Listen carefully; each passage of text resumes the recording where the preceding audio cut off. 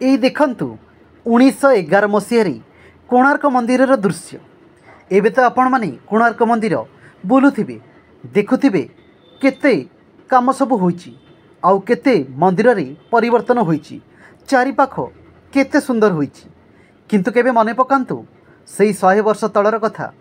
ଏବେ ଦେଖିନିଅନ୍ତୁ ଏଇ 100 ବର୍ଷ ତଳର କୋଣାର୍କ ମନ୍ଦିର କେମିତି ଦିଶୁଛି, ଚାରିପାଖ କେମିତି ଦେଖାଯାଉଥିଲା, ଲୋକମାନେ କେମିତି ଯାତାୟାତ କରୁଥିଲେ, ସେତେବେଳେ ଲୋକମାନଙ୍କର ବେଶଭୂଷା କେମିତି ଥିଲା, ଦେଖିଲେ ଭାରି ଆଗ୍ରହ ଲାଗିବ।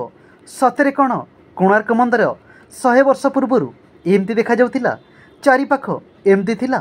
ଆଉ ଏବେକାର ମନ୍ଦିର ଦେଖିଲେ ବହୁତ ଆଶ୍ଚର୍ଯ୍ୟ ଲାଗେ।